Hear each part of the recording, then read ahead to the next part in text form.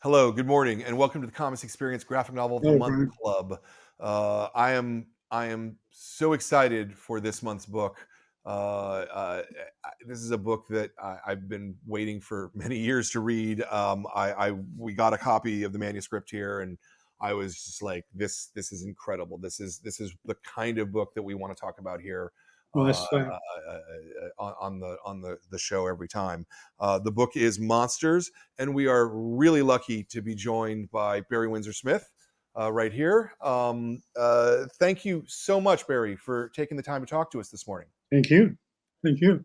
Yeah, very good. The first question I always ask on these interviews, and it really kind of gets to the heart of it for me, is why comics? You're clearly an artist of great craft. You could almost certainly be doing anything you wanted to. Mm, What is it about the form of comics, the medium of comics, that speaks to you above everything else? I have to admit that I rather sometimes wish that I hadn't taken that path, that I'm not doing comics. Um, I had different choices of things to do when I was much younger, and I chose comics. Well, I just chose comics. I enjoyed drawing the human figure, even as a child. And I was influenced by American comics, along with Michelangelo and other more prominent artists. And I kind of got into comics rather than it having to be uh, my lifestyle or something like that. Um, but it's been a long, hard slog since the 1960s. Uh, so in many ways, I think I could have found an easier job or an easier thing to do. Yeah, yeah, I can certainly see that. Uh, what is it about comics that speaks to you? That what attracted you to it in the first place? What what What attracted you to it in the first place? what attracted me? Yeah, Jack Kirby. yeah, He was the I was getting American comics. They were being sent to England in the 60s, very early 60s, and they were DC comics. Um, my picture just disappeared. Is it supposed to do that? yeah. No, you're Oh, fine. I can hear you fine. okay. And I had grown out of comic. I liked Carmen Infantino and Gil Kane, but the stories were I had outgrown the the stories. Sure. They seemed very silly to me, very paltry, and that should have been around the time that I'd have left comics entirely, um, and I'd have gone elsewhere. I was in art school, learning new crafts and new things, but then Jack Kirby came along. Well, he'd been along all the time, but the Marvel Comics were distributing in England now, or Yeah. in London at any rate. And it was Jack Kirby who inspired me to want to be able to produce wonderful stories and draw the human figure and draw fantasy. Yeah. Um, and at that time, the only kind of comics fantasy that I could see was Jack Kirby. So I actually started drawing like Jack Kirby rather badly. Right. Um, but that couldn't have lasted, um, even though Marvel was very happy to have somebody who kind of drew like Jack Kirby. Um, but I had to change within a year, or within 6 months even. I was no longer drawing like Jack Kirby. Yeah, yeah. You started, as I understand it, that it was fanzine art that got you uh, started on drawing the Marvel stuff.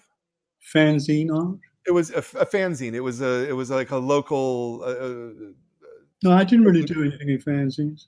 I There thought was there's some covers that you did for an English there magazine was about a comics. British publishing company who were Ah, okay. publishing Marvel comics in black and white, I see. Okay, I'm sorry. and I did back covers for them Okay.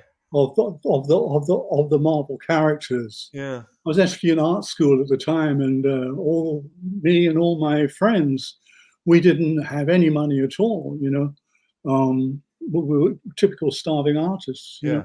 But I was actually getting paid to draw these back covers. I forget how much it was now, but it seemed like a fortune at the time. Um, so it was great. Yeah, so I did that for quite a long time, Yeah. many I'm months. I'm I'm imagining that imagining that your your uh, uh, college, college. they didn't teach you comics. That was never even a thought, right? To the illustration classes that you were taking. I'm sorry, I didn't understand that. When the college classes that you were taking, Oh, the college courses, yes. yeah, right. They were focused on illustration, but they didn't think of Oh, no, comics there's as a valid way absolutely of nothing doing. about comics whatsoever. Yeah, Certainly not American comics as well, yeah, because it was just an unknown thing. Um, yeah, I took illustration for 2 years, but there was no options for cartooning or anything like that. yeah. Um, uh, the way I hear it is that you got a letter or something from Stan Lee, and then you decided that meant that you could fly to New York and No, I sent a bunch of stuff to Marvel, sort of on speculation. right. A couple of stories that I wrote, uh, very, very Kirby-esque. Um, and I guess they were pretty impressed, considering I was like 18 years old. Yeah. And I got what's it called?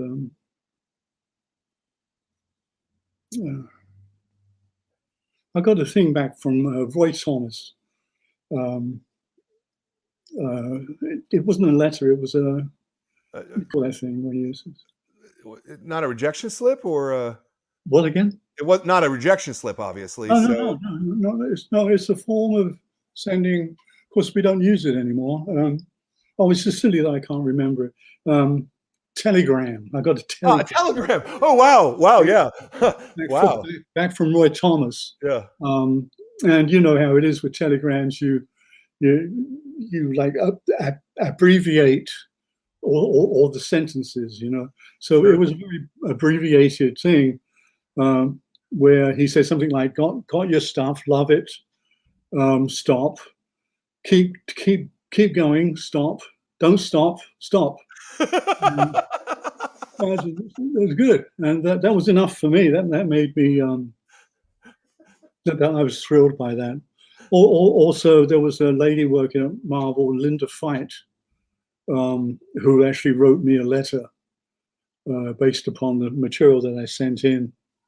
And she said, in the typical way that people say things, if you're ever around, stop by, you know. Right. And so I was in the East End of London, so I made it clear that I'd be around. And I and a friend of mine, Steve Parkhouse, we flew to New York, I think in early summer of 1980, 1968. Yeah. Wow. How did you afford to fly to London from London to New I York? sold all sorts of stuff. Yeah. We got help from friends. Yeah. Um, it wasn't that as expensive then as it is now. I can't recall what we paid, but And there was a limit on how much money one could take out of Britain at the time. Mm. It was only £50, which was about $60.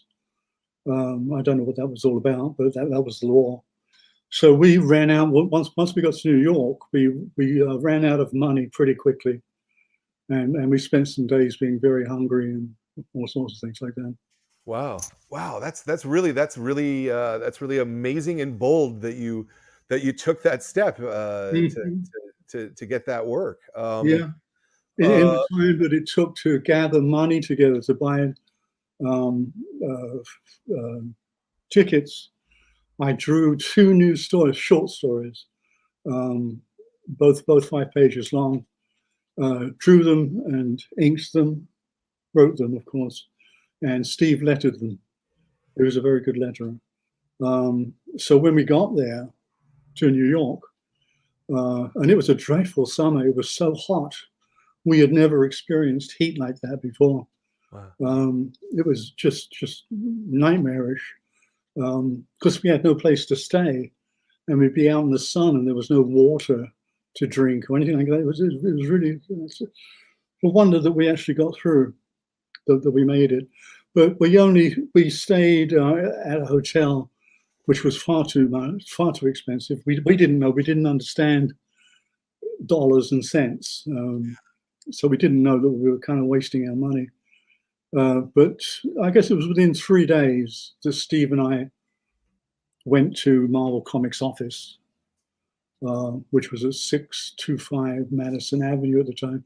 No, I think it was at 635 Madison Avenue, and just knocked on the door. Yeah.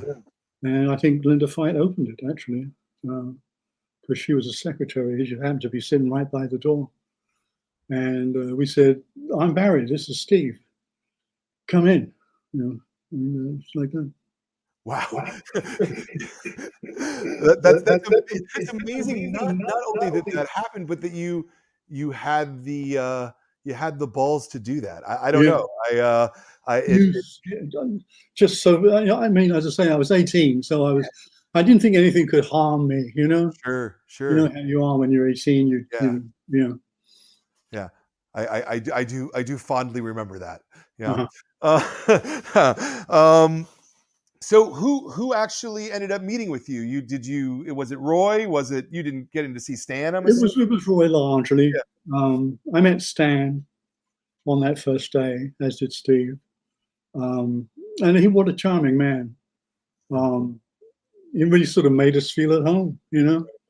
Uh, and we sat in his office, and he just talked about how he loves his wife was English, and he had an affinity for England, and he was just talking about England and how much he enjoyed the English people, and he said he felt like he was talking to the Beatles, talking to Stephen.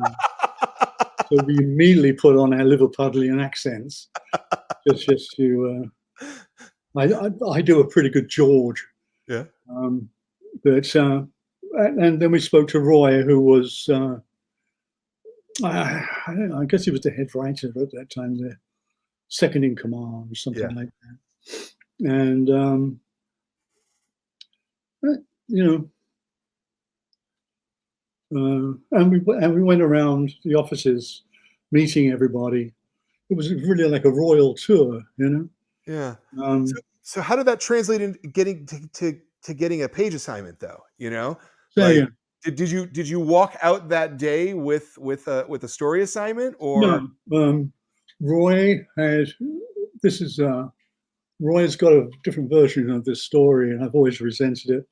Um, we've been there for a couple of hours. It was like well into the afternoon, and he said, this was on a Friday, by the way, and he said, have you ever met Roy? I've never met Roy, no. No, he speaks very fast, Yeah. and you really have to try to catch up with him. And I wasn't used to his American accent, so it was a bit of a deal. And I was talking very, very Londonese in those days. I don't talk Londonese anymore because people wouldn't understand me. Yeah. So we were sort of going back and forth, not quite understanding each other. But he said, by and large, I'll see if I can find some time this weekend to work up a plot for the X-Men. The X-Men in particular, because it was a dying book. It was about to be cancelled. Yeah. And so I said, okay, great, thank you. And that was that. As Steve and I were walking back down Madison Avenue, I came up with a story, as I have a want to do. This is what I've been doing all my life since I was a kid. So I was just bouncing it off of Steve. It wasn't much of a plot. It just included Blarstar, the Kirby villain, who had really impressed me. He'd only been introduced about 6 months beforehand. But it was so Kirby-esque, this sort of hairy guy who just blasts his way through things, not for any particular reason, just because he's a Blarstar. That's because his name, Because his name, yeah. You have to blast things. So I had him traveling through the some kind of cosmic portal and ending up in the X-Men's place of business. And there was a typical Kirby type fight ensued, and then he gets away. It was only about 16 pages, but I liked it. It sounded great to me. It was super simplistic, but I was pretty simplistic myself at the time. So with paper that Linda Fight had given us, that weekend I drew the entire story. Wow. In pencil only, and I was very fast in those days, and any problems with the plot I just worked out as I was going along. My drawing was a little bit cack-handed. It was published as X-Men 53. The Rage of Blarstar. And so Roy still claims that he wrote a story for me, that he wrote the Rage of Blarstar, but it's not true. I did it myself.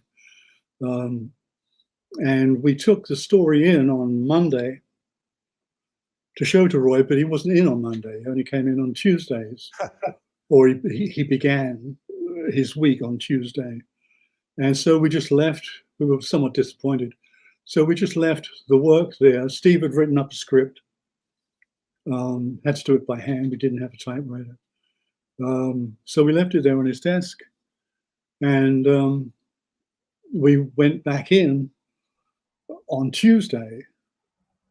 And I mean, I was really hoping that Roy was going to be so impressed that, this 18-year-old kid turns up and he just writes stories. I mean, what it is usually is that the fans turn up and they've got a drawing or two, sort of like pin-ups of Mr. Fantastic or whatever.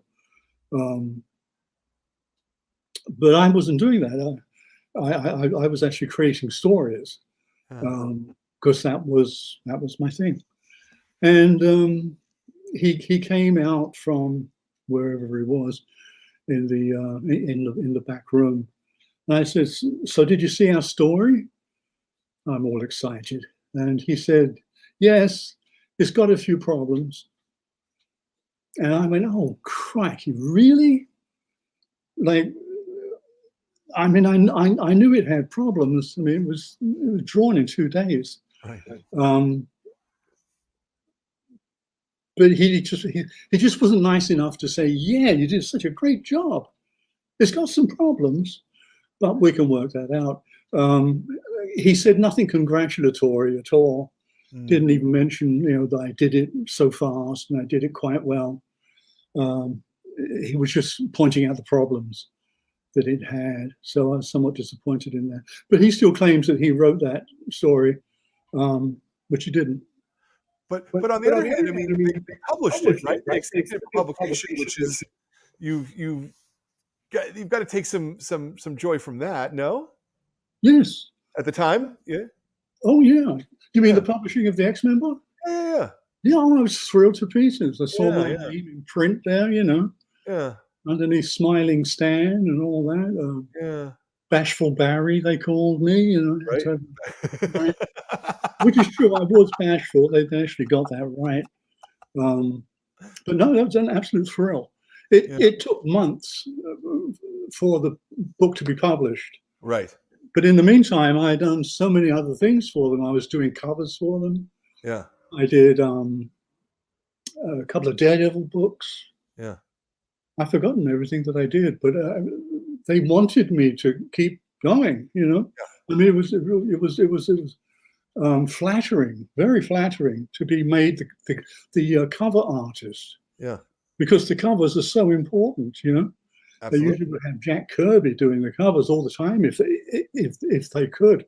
Yeah. Later, they had Gil Kane doing the covers all the time, but they were having me do the covers. Yeah. You know, I was just astonished. You know, How long were you able to stay in New York and stay at that time. yeah, Yeah, that we left in November. okay. We got there in May, Okay. and we had a 2-week visa, which we totally overstayed. Right. And the powers that be got a little bit upset with us, um, and told us to get out of the country. Yeah. So we did. Yeah. But you made plans to come back, and you came back, It and took 3 years yeah. to get a green card to come back. Were you able to Meantime, you kept getting work, so but Conan, and even internationally, you kept getting the work though. yeah, yeah, Yeah. Yeah. That's fantastic. yeah. It's quite a story, isn't it? Yeah. Yeah. Oh, I love that. No, I love that. I love that. I love that so much. You it seems like you grew really disillusioned with the process of making Marvel Comics, though, at that point. I'm sorry to keep asking you to repeat. It's not a problem at all. Okay. It seems like you got a little disillusioned with the process of making comics. Oh yes, yes, yes. Marvel Comics. Yes, yes, yes. Um, yeah. Uh, I was sort of breaking down all the time. It wasn't just suddenly I'm disillusioned. I was a little bit disillusioned with each new turn of the stone, with each new turn of the page, for instance.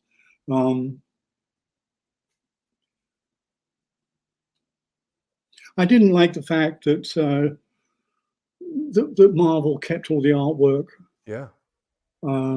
Straight away, I knew that that's got to be wrong. I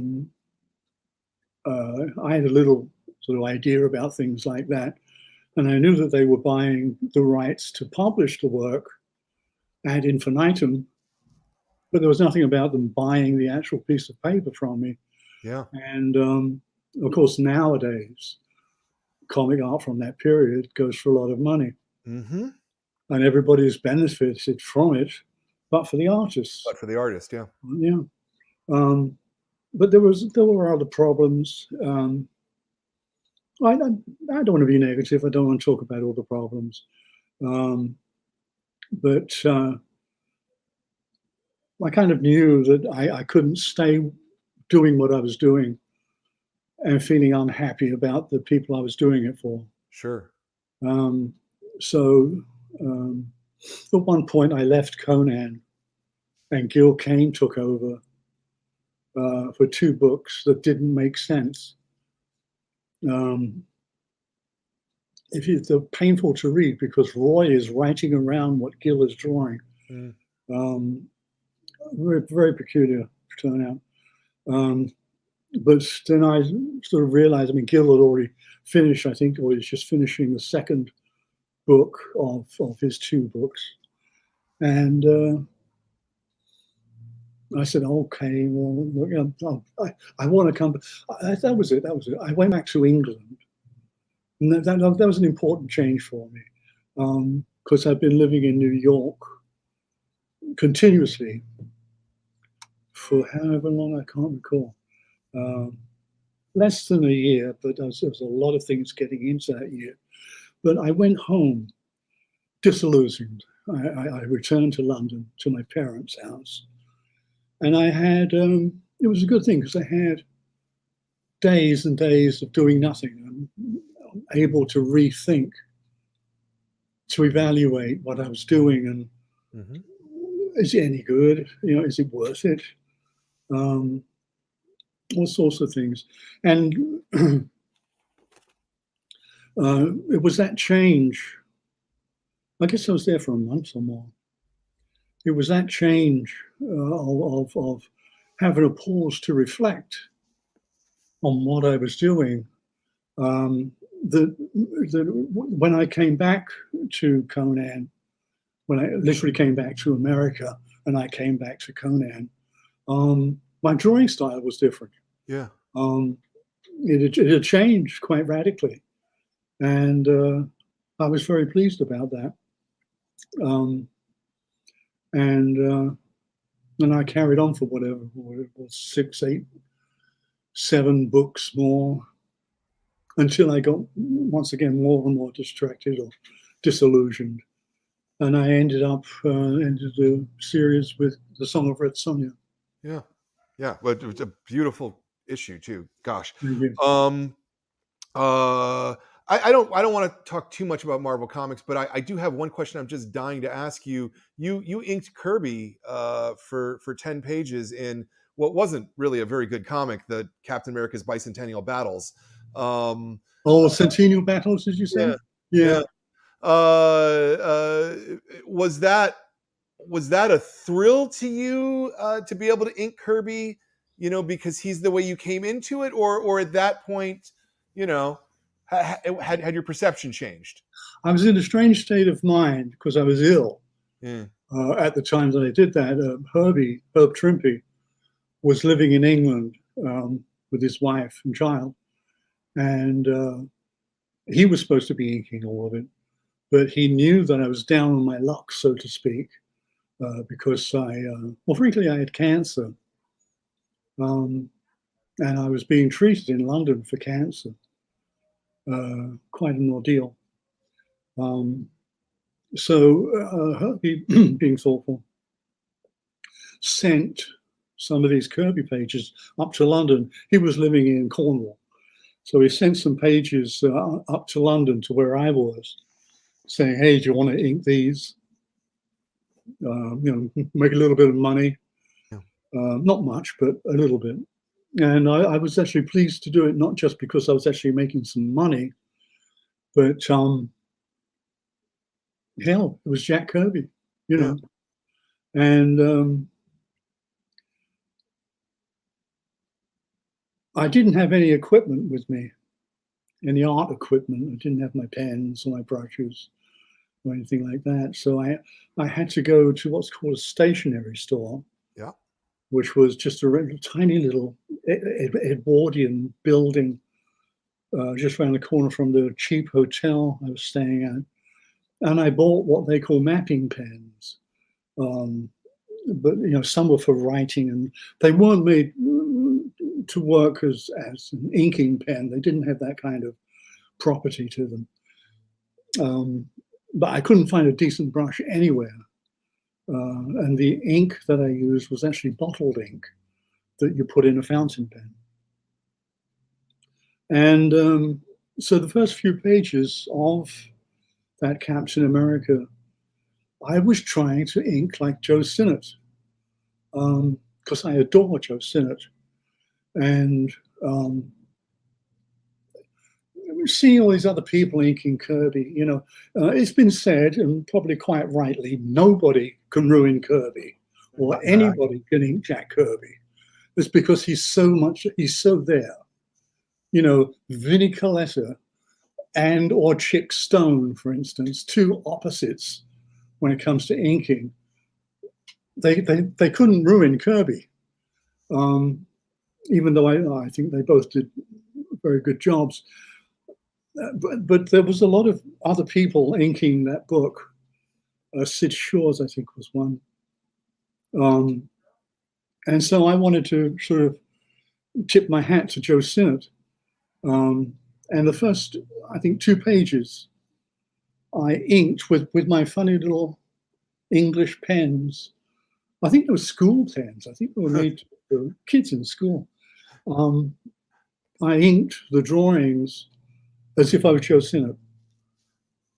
And then it dawned on me, well, the frank fact of the matter is, I mean, I was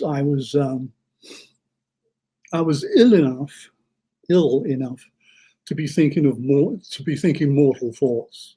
Yeah. You know, will I live? Am I going to live? I wasn't morbid about it, but every now and then I had to face the facts and keep going to the hospital every day and being blasted with irradiation. Yeah. But after the second page, I think I'm right about that, I thought, no, I should make this look like me. And the me that I was at that time was the Gore Blimey Press. Yeah. The pictures I've been putting out through Gore Blimey Press. Yeah. Where I wasn't so much inking things as drawing with a pen. Yeah. Avoiding all of the inkers cliches like thicks and thins and all that sort of thing. So I inked the rest of the Kirby pages. I inked as if it was a Gore Blimey Press project. Yeah. And that's when those pages came alive. Many people have mentioned those pages to me, how it was to see my English style over Jack Kirby's imagery. Yeah. Yeah. Yeah. It was very nice. You basically took 7 years off from doing comics shortly thereafter to do Gore Blimey Press. Yes. What was it that had you come back to comics? Like what was the impulse? I suppose not just the specific work, but the impulse. It was two things. One, I was out of money. Gore Blimey Press did very well for the first, say, 5 years. Yeah.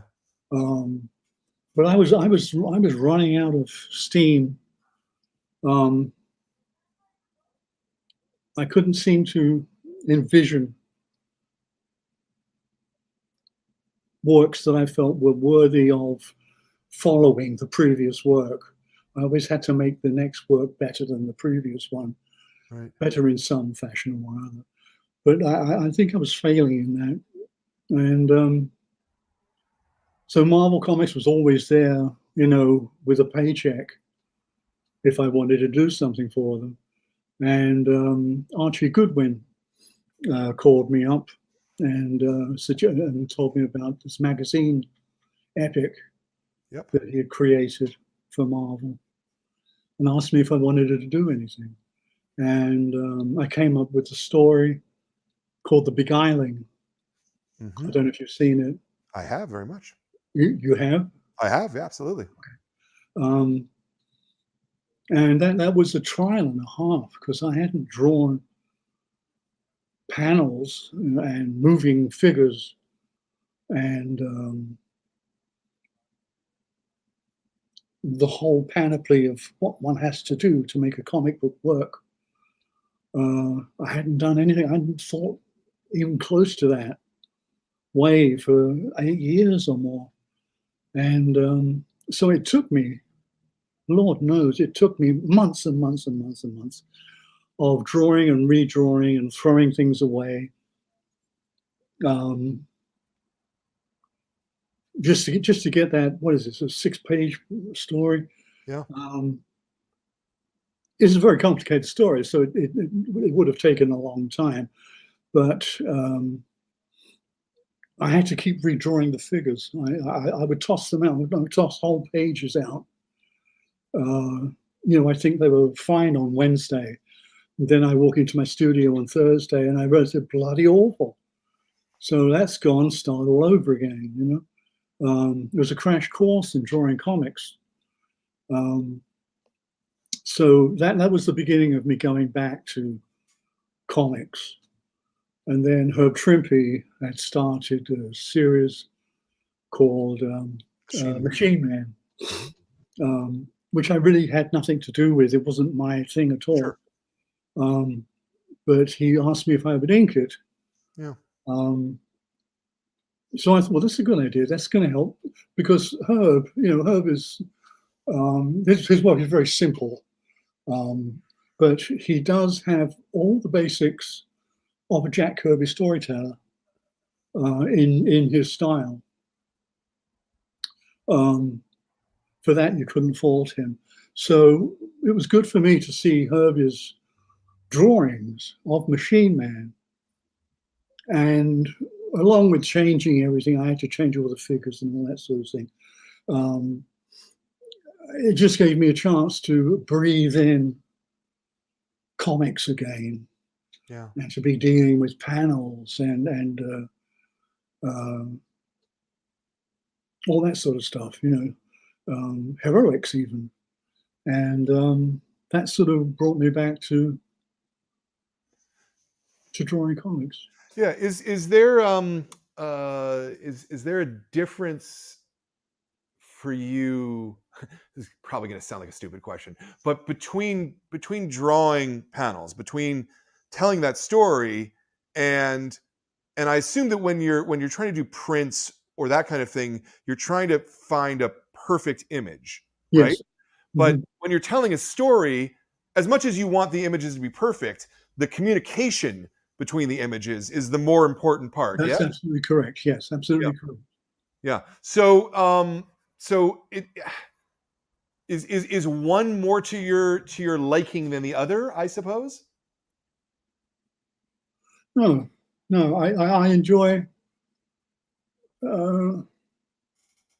I enjoy the challenge of either way. Hmm. Uh, After Machine Man, I started doing more regular work. Sure. Can't remember what now, to be honest. Um, Weapon X came out shortly thereafter. yeah, prompt me. Yeah. Well, there was Weapon X. There were the 4 issues of X-Men that you did. Uh, Oh, right. I was doing those in betweeners. Yeah, yeah. yeah.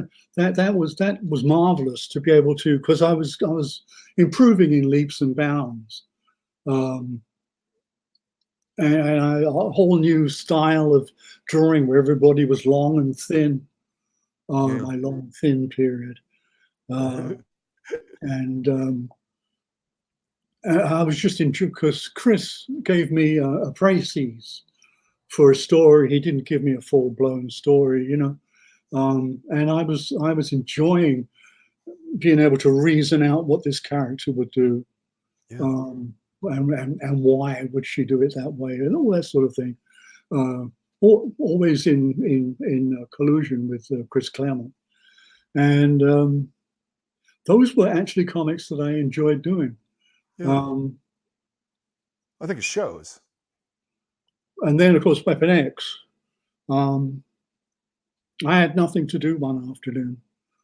Uh, one summer afternoon, I was just I just finished an X-Men.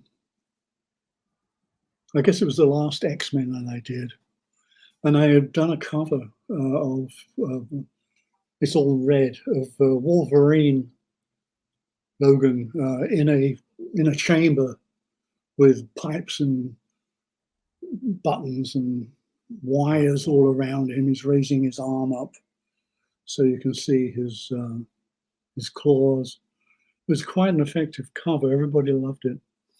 And from that cover came Weapon X. Huh. Um, just seeing Logan in that situation, I mean, who put him in that place? Where did these wires go to? What are they doing? They look like vacuum tubes. Um, and so I just devised Weapon X Yeah. out of that cover, and I enjoyed drawing Weapon X. I had complete free reign. I wasn't. Marvel Comics didn't even know about it. I don't have much patience for editors. Mm. So it's not as if I called an editor up and say, "Look, I want to do this Logan story. Is that all right with you?" I'm sure they would have said no. Hmm? I'm sure they would have said no. Probably, Right? but Like the origin of Wolverine. No, no, no, no. You can't do that. You can't just do that. yeah, What? I just don't like to ask people. Is it all right if I be creative now? You know, and I don't like people telling me what the laws are and how I must comport myself. And all that, any number of things like that. I'm a good editor. I'm my own best editor.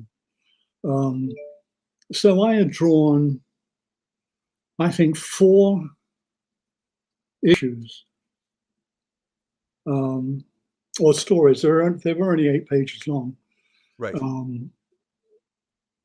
Yeah, I'd done 4 at that point, and I'd got all the things I wanted Weapon X to be represented in those 4 pages, both visually, the characters, the professor, Miss Hines, Yeah. and all that, and the way they spoke to each other, and they were pretty solid characters, and because Logan didn't say a word Yeah. throughout the story. Well, I think he said a word at the end, maybe, but There's some snarling. snarling. Yeah. So the story needed these characters, the professor, Dr. Cornelius, and I didn't know that Cornelius was somebody's name from Planet of the Apes. Somebody thought that they did that as an homage to Planet of the Apes. I've still never seen that movie. But I just made up Cornelius. It had nothing to do with the movie. And Miss Hines, I thought they were terrific characters, and they worked well, talking amongst themselves. And that to me was the value of Weapon X. Yeah. Was those characters, characters you don't normally see in Marvel Comics. Character work in modern comics or in comics then is usually pretty straight from central casting. Sure. Everybody talks the same. They all pose in the same manner, and nobody seems real. Yeah. Or slightly real. And there's nobody to believe in, it seems to me. I really don't study comics. I haven't looked at a comic book for 20 years. But even in those days, when I was doing Weapon X, I really wasn't looking at comics much. But I was aware that there was the characterization was so much more necessary. The more comics went on and on, they couldn't just keep doing the same damn thing over and over and over again. Sure. Of course, I was proved wrong because they did do the same damn thing over and over again. Well, yes, but Barry, we've gone from selling 250,000 copies of Amazing Spider-Man to selling 60,000 copies of Amazing Spider-Man. Yeah. Clearly, it's not working. It's not working in the long run, right? Oh, yeah. What sells today is graphic novels and our Right. our thoughts that are complete thoughts, that are complete artistic thoughts. Now, is that really true? I mean, I know you deal in graphic novels. Yeah. Are they just not sort of like mine? I mean, that's how we positioned ourselves, and that is the business that we're in. And in fact, I'll even to go back to what you were saying earlier. There's a store in Canada called The Beguiling, who for 30 years has been trying to push graphic novels, and that's their thing, and they're very successful. There are stores that are only sort of Marvel and DC stores. By all means, that's probably even 90% of the comic book stores out there. But the 10% of us that are thinking about art, that are thinking about creativity, that are thinking about what the medium can be and where it can go. Yeah. We succeed. We all succeed. So you're saying that's being explored now? Yeah, absolutely. Yeah. Absolutely. Yeah. There's more and more stuff being, and it's what's really interesting is I would say that some of the most fascinating character studies are actually happening aimed at middle grade readers. That they're not aimed at adults, right? Mhm. But that's where you have the freedom to actually. I don't. I'm not explaining that right at all. I look at like someone like Raina Telgemeier, and it's all about her life. It's all about real emotions. It's all about real relationships, and they're the most popular things in the world. Huh. So, I think that there's a lot of reason to be hopeful about the medium. I have to say, And these more thoughtful stories sell. yes, absolutely, yeah, absolutely, Hmm. yeah. There's a whole world out there at this point, Yeah. and it's interesting that it's mostly coming from book publishers rather than from comic book publishers, Mhm. because I think they understand a little better giving authors freedom and control of their own work at the end of the day. Um, I think one of the most frustrating things for me, for people of your generation, is how little of your own work you end up controlling. You Yeah. know, you've put all this time and all this energy into creating these ideas, and you don't get to keep any of it. No, Um, it can be plundered as well. exactly, Yeah. Weapon exactly. X was plundered enormously. Yeah, that X-Men movie is the X-Men 2 movie is Yeah. basically Weapon X, with all the good parts taken out. Yeah. Yeah. Right. But Well, sorry, I don't mean that wasn't where I wanted to go with that. yeah. Um I I a question I wanted to ask you is that you walked away from comics because you didn't like the way they were being produced. You didn't like the way artists were being treated. You came back to comics. You could see that was happening, and then you went and then you helped launch Valiant. You did a bunch of work at the Ultraverse and in Right. both cases you lost your rights again. I Yeah. I this is not an aggressive question. It's a kind of how did they fool you? Yeah. Yeah. They didn't fool me at all. I knew what I was getting into. This was the sort of the popularity explosion Yes. of comics, a bubble which wasn't going to last. Yeah. Um, and I was being paid very well for once Okay. to produce comics quickly. And what I did, for instance, with Ultraverse was I just leaned on my capacity to draw superhero figures, Yeah. um, quite dynamic superhero figures and all that sort of stuff. Uh, and and uh, and my capacity to make it all run together into a story. Um, with with, uh, with Valiant, um, I quit Valiant. Yeah. I just walked out on Valiant. But I did enjoy writing and drawing Archer Armstrong, which I thought was quite a step forward for Yep. comics. Yep. Um, and yeah, so I did it because there was a lot of fervor going on about comics, and I got dragged into it, Yeah. and I went ahead with it because I wasn't doing anything else Yeah. anyway. Yeah. Okay. I just I was curious. That's all. Did I Uh, answer your question though? sorry. Did I answer your Oh question? yeah, no, I mean, absolutely. Whatever. I, I'm never going to second judge anybody's motivations. I just, it's it's frustrating to me that multiple times you've lost your rights to your own work. Yeah, It kills me, and it kills me that that's a thing that kept happening. If they paid you well enough, then that's fine. I just it concerns me, Yeah. generally. Well, after Ultraverse, I created my own comic book, Barry Windsor Smith's Storyteller. Mhm. Did you see that? Absolutely, of Yeah. course. Okay. I'm familiar with your other. Okay. Yeah, Those I kept those characters. That's all my copyright. yeah, Um, it didn't last for long. It only lasted uh, 9 issues because yep.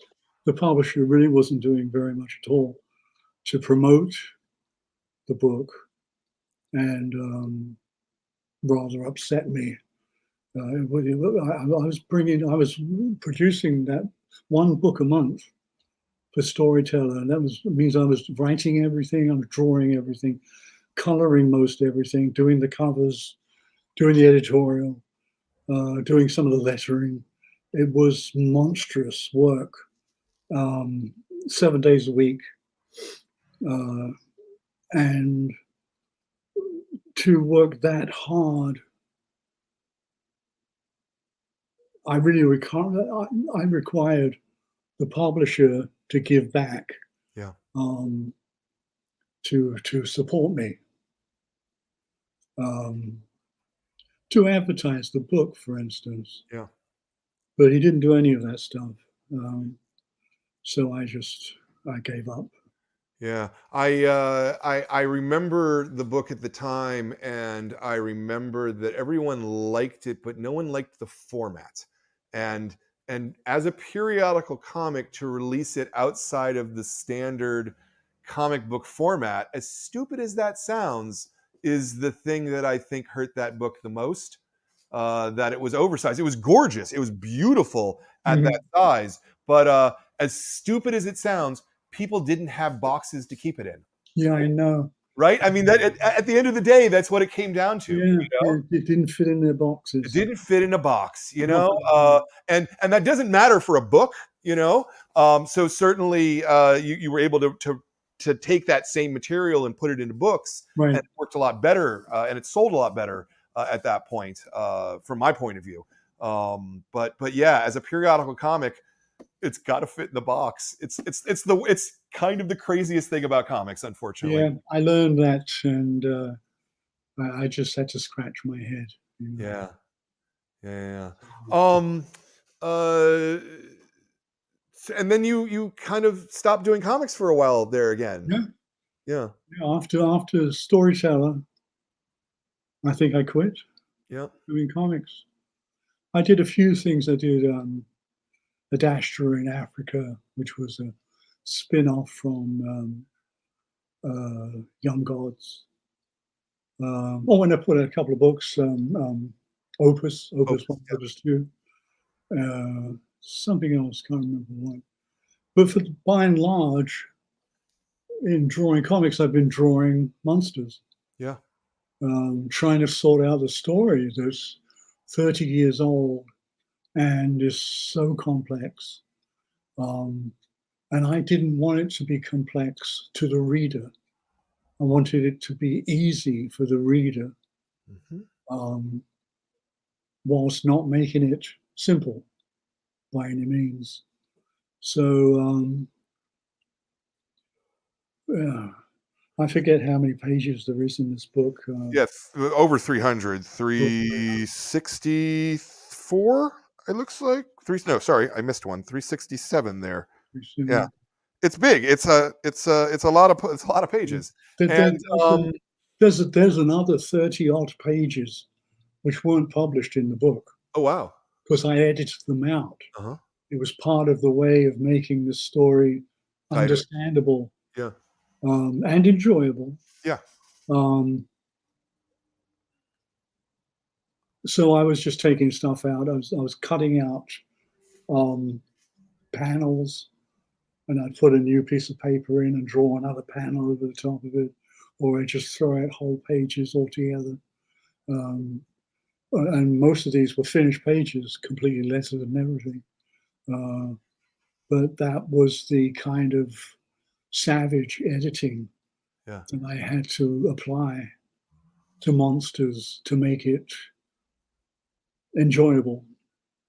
without making it without pandering. Yeah. I it, you've spent a long time. Did you say 30 years in gestation? Yeah, Wow. yeah. There- Well, it started out somewhere in the middle. I don't even know where it is. Somewhere in the middle of the book, there's a scene. There are scenes where this monster is being chased by men in helicopters. yeah. Um, that was the beginning of the origin of the Hulk, Yeah. because it was supposed to be the origin of the Incredible Hulk, and it started out that way with the helicopters and all that sort of stuff. Um, why am I telling you that? Yeah, so I had to add stuff on and take stuff out. Yeah. There was it was about 30 pages originally, whilst it was still the Hulk. Yeah. Uh, there are characters in there that you can see were changed from the Hulk characters, like General Roth, Yeah. changed him to General Ross, Yep. or vice versa. The other way around, but yes. The other way around.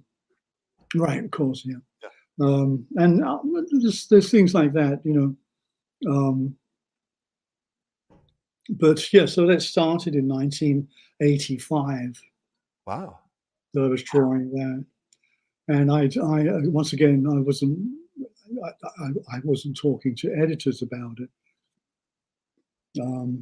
I just made it up. I had no idea what I wanted to do, wrote it all down, and started drawing it. And I realized I was onto something quite good here. Um, and I had drawn half the book, 10 or 15 pages. And so once again, needing money, I thought, well, I better show this to Marvel Comics. Maybe they'll buy it from me, you know? Yeah. So I took it down to Marvel and showed it to Jim Shooter, who was thoroughly impressed. And we left it at that. I was going to continue doing it. I start getting paid for the work I was doing, for the penciling, for the inking, and the plot, and all that sort of thing. And in the meantime, this guy came along. I forget his name. It's probably a good thing. And he lifted my story rather badly, but he took all these elements of my story and turned them into a regular Hulk comic book, Yeah. which I never knew about. Nobody ever told me about this. I found out like a decade later. And yeah, and that's what happened to the Hulk. But what we got now is monsters instead. Yeah. Yeah. And so I guess the question I was trying to lead to was you were producing comics periodically and you were getting paid for them regularly, and it seems to me that was what was getting you to actually get the work out, right? Because you've got a Yeah, publication yeah. deadline, right? Like if you don't hit your deadline, they won't buy more work, right? Yeah. But on a book like Monsters, where it's almost 400 pages long, it's a challenge, right? To tackle a work of this size. Oh, it was an enormous challenge. I didn't know it was going to be 400 or whatever it is. Um, all I knew was that it would end at some point, and it would end when I finished the story. Yeah. It could have gone on for another 200 pages. Depends, you know. Yeah. Um, uh, so I worked on it continuously over the past 2 years, without any income at all, trying to make this thing work. It was all there before me. I don't know if you've read the stories. There's a lot of things that happen, and they happen. You see them happening before they happen further Exactly. on in the story. Yep. You're introduced to certain elements of the story which haven't actually been introduced yet. And it's brain bending trying to, I mean, the notes that I had to write, continually writing notes, then scratching them out and writing again, to get it all to flow. That took 2 years of continuous work Yeah. to sort that out. There were several times when I thought I had sorted it out. I thought I was doing quite well, looking forward to publishing it and such like that. But then, I'm a terrible self-critic, and at some point I would read what I wrote last week and say, oh, geez, I don't know. I think I went off on the wrong track there. Throw it all out, start again. So, so that's how come there's so many pages of monsters that haven't been seen by the public. Yeah.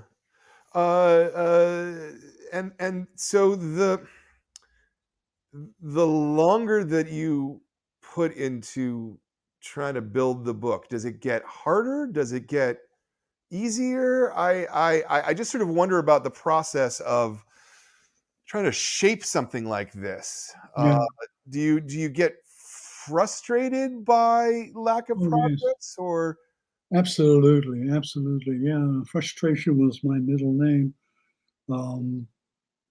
Yes, all of the bad things you can think of, the tearing of hair, the frustration, the screaming at nobody in particular, the throwing of the telephone, all those kind of crazy things.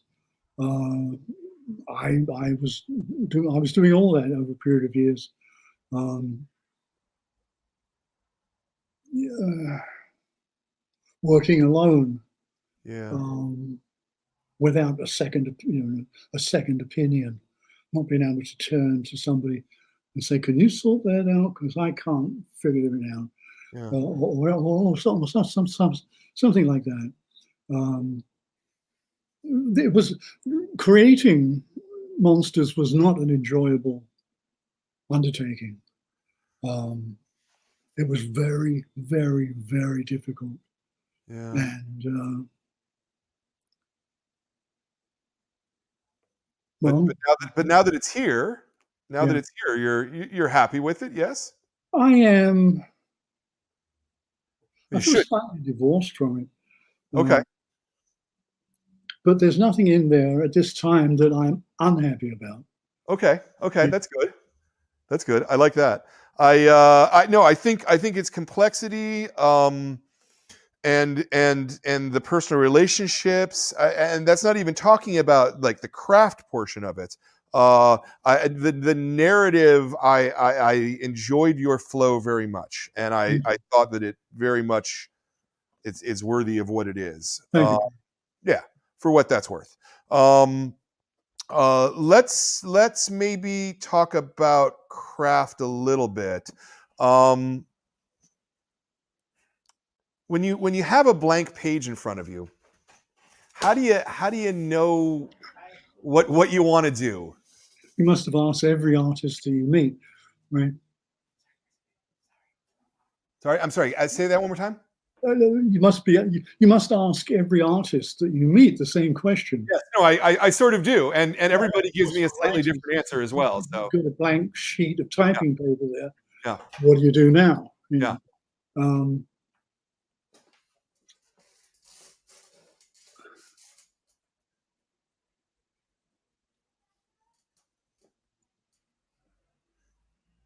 I've had times when I've had blank paper in front of me and I didn't know what to do with it. Um, and in those same times, I would start to draw something, not knowing what it's going to be. And I would realize that I'm switched off. yeah, Whatever parts, components of my brain allow me to do this, yeah. have switched off overnight. And there's nothing I can do about that. Right. I've actually spent weeks being unable to draw. Um, And it's all a matter of, it's from the mind to the brain to the hand. I just couldn't. There's been many times when I just couldn't do that, Yeah. even though that's basically what I depend upon Yeah. doing. Not just for a living, but that's my raison d'etre. Sure. Um, but it is terribly frustrating to not be able to draw, or to draw so badly, which is in itself is an amazing thing. Um, uh, to go from, last week, say, where I was drawing very intricate details of a couple eating food or something like that, and now this week I can't even draw the table. I Right. can't even lay it out. I can't make it sit on the floor, on the ground. I cannot draw chairs, and I can't make people fit in them. Whereas last week I could do that with ease.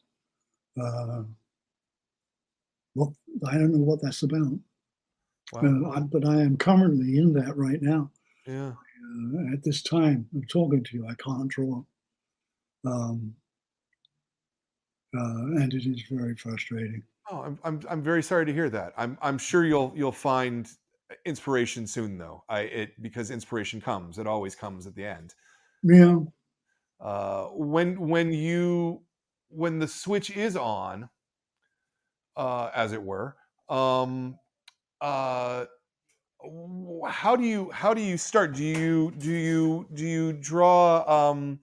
Do you thumbnail? Do you start laying out panels? Like what's your yeah. I don't do or have something. you or are you building it in your head ahead of time? Yes, I draw in blue pencil. Yeah. I draw figures. Figures are everything. Um, I draw and write at the same time. If I can't hear them speaking in my head, I don't know what to draw. Mm, mm. Uh, it's body language. Yeah. Um, if I have an excellent piece of monologue or dialogue, is exactly what I wanted that character to be saying, then I can draw that figure, because I can see it in my mind's eye how he would move like that as he's saying such words. Um, that is the very best of what I can do, is write and draw on the paper at the same moment. Yeah. So the drawing goes on the flat of the paper, and the script I write around the sides of the paper, um, because I don't want to lose the thing. I don't want to lose a word Yeah. uh, of, of of the dialogue. I can always go back in and salvage a figure drawing if it didn't turn out quite right.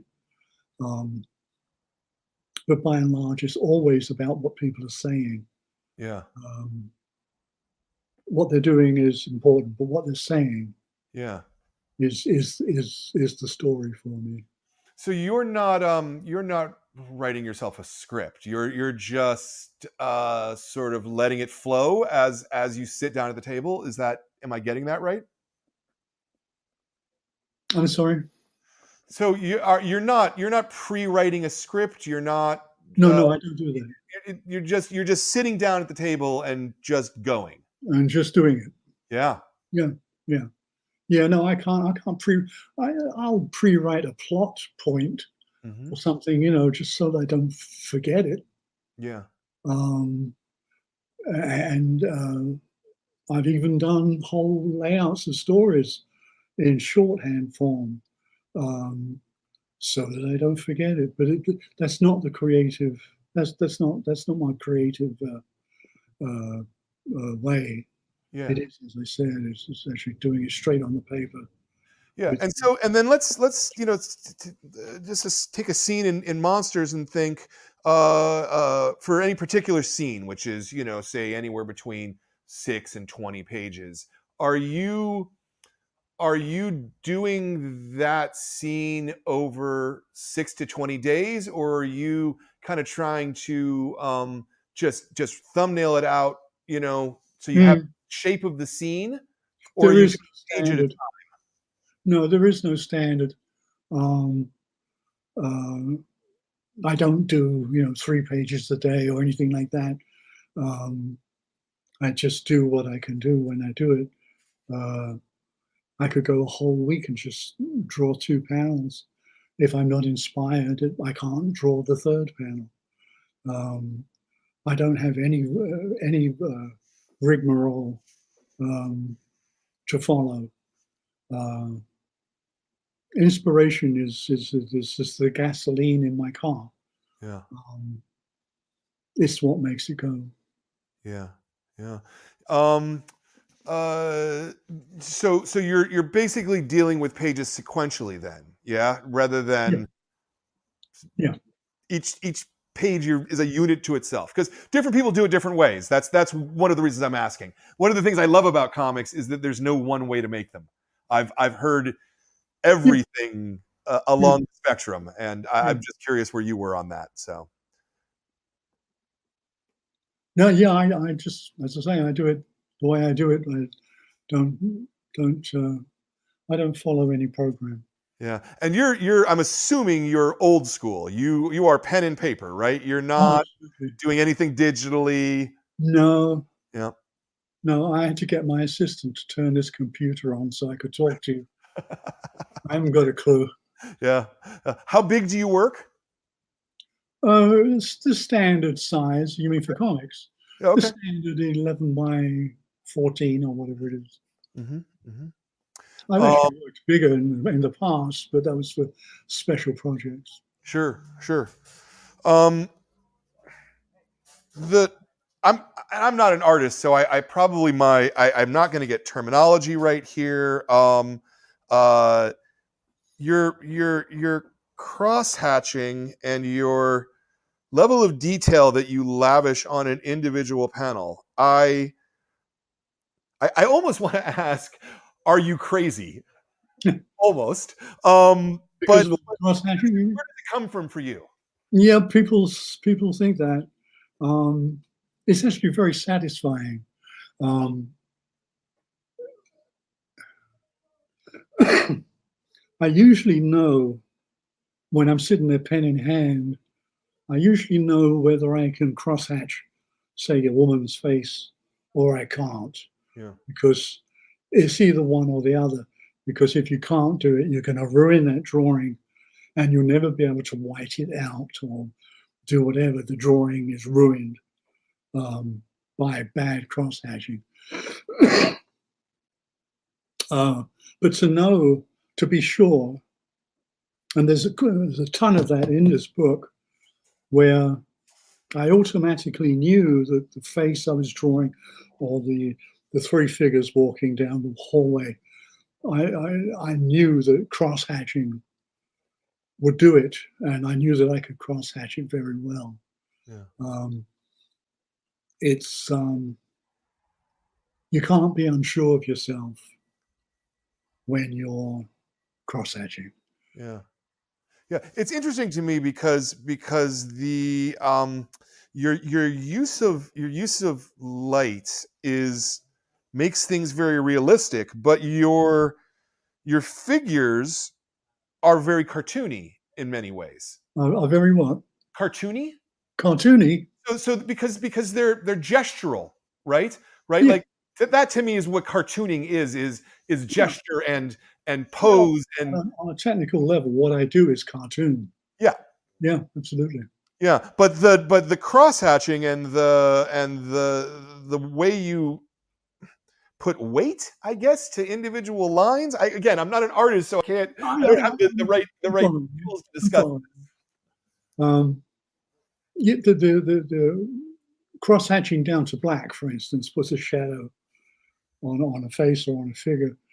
Um, if I didn't do cross hatching at all, uh, the figures and everything else would look much more cartoony, Yeah, because that's what we expect from cartoons, be they black and white or color. Um, Cross hatching makes up for um, so many more subtle elements that I could put into a panel or a whole book with color.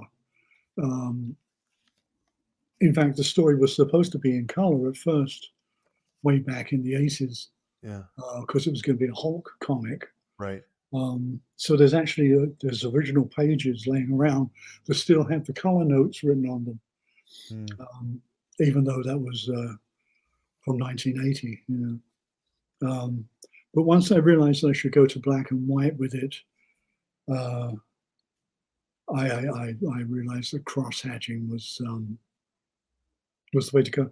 There are other artists who wouldn't touch cross-hatching. I'm thinking of the guy who does Hellboy. Yeah. What's his name? Mike Mignola. Huh? Mike Mignola.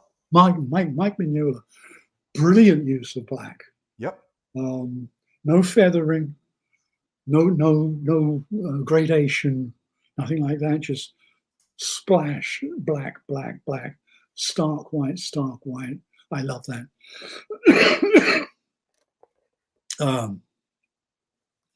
Believe me, in drawing monsters, sometimes I thought, God, I wish I didn't have that style. Yeah. I wish I didn't cross-hatch everything. Well, I'm really glad you do, because it's gorgeous to look at it. It's so...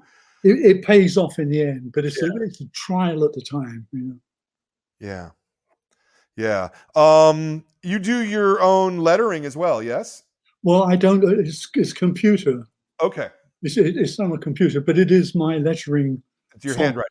Yeah. Yeah. It's called Storyteller. Okay. Yeah. Very good. And are you laying out your own balloons and things as well? Yeah, absolutely. Yeah. Oh, just making sure. Well, that's so important. So important. So after you've drawn a page, traditionally you then scan it in. Is that your process? No. No. What do you mean scan?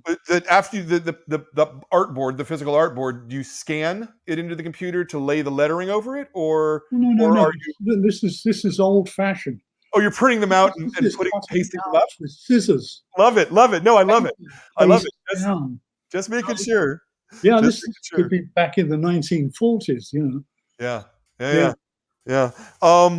And let me ask you, just because I think that I'm going to know the answer. Is it a lot of fun to do special effects, to do onomatopoeia, the whoop whoop whoop whoop whoop of, you know? I'm thinking of just, you know, pages like this, which are mostly letters, really. I mean, there's art on it, but whoop whoop whoop whoop whoop. That just looks like it would be a tremendous amount of fun to design. No, it isn't fun. It isn't. I wish I could say there are things I do that are fun, but there's literally nothing. The only good thing about the whop, whop, whop there is that I didn't have to draw the blades on the helicopters. Right. But no, there's no fun involved. I know people who draw comics. Walter Simonson is a good example, who absolutely loves drawing comics, and he does them so well. And he's mentioned to me before, just in conversation, just back and forth, how much fun he had doing that Kirby tribute, or this, that, or the other thing. And that's where he leaves me. You know, we're both sitting at the same table sharing a beer, but that's when I sort of kind of diminish somewhat, because I don't know what he's saying. I don't know what it's like to enjoy comics the way Walter does, for instance. To me, it's just a terribly hard job. Like that. Wow.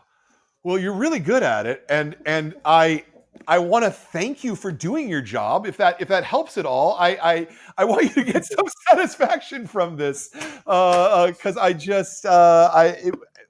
we love the work so much. And I guess the last question. Let me ask you two questions. The next to last question is are we going to see more work from you? Maybe not this big, but no short stories, maybe nothing. Okay. I'm pretty much tapped out.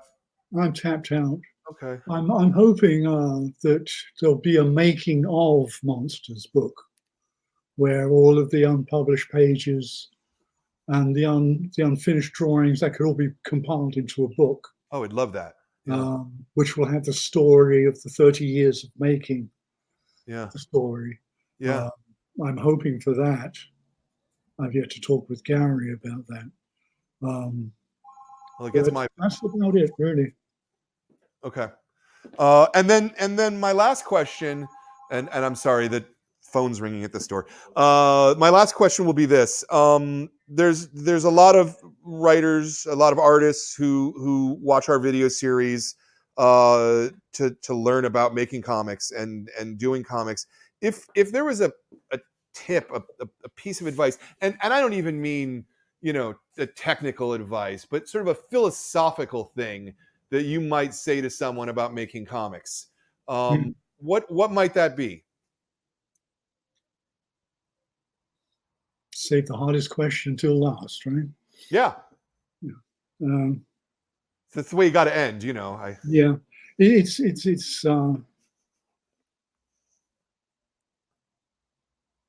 It's the answer is all over the place. If you want to learn to draw comics, go into the commercial comics and try to draw them better than they're being drawn already. Try to learn how to make characters different from each other so that you can actually call them characters. If you're taking over a series from somebody who's drawn it before, um, take note of what that person has done, but make the characters your characters.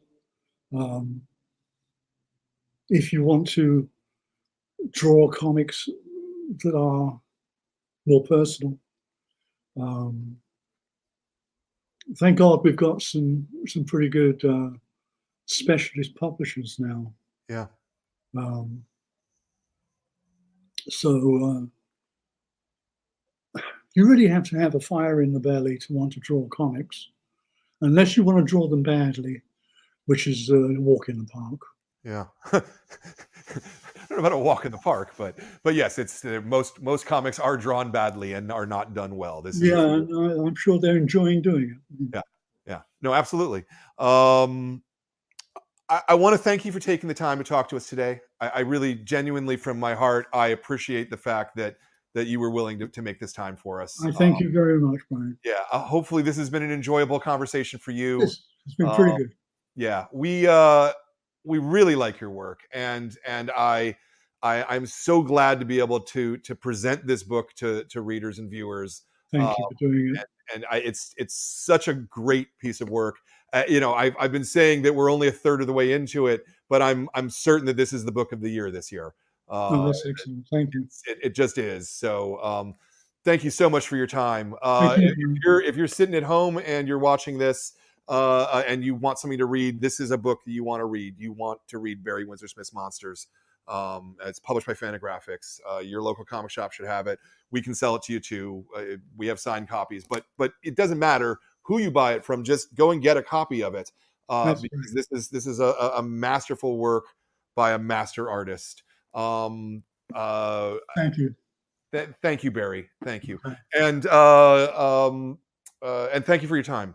And then for everybody else, tomorrow we're actually back here tomorrow, believe it or not, where we're talking to Neil Gaiman, Paul Levitz, and Karen Berger about Sandman for the Classics Graphic Novel of the Month Club.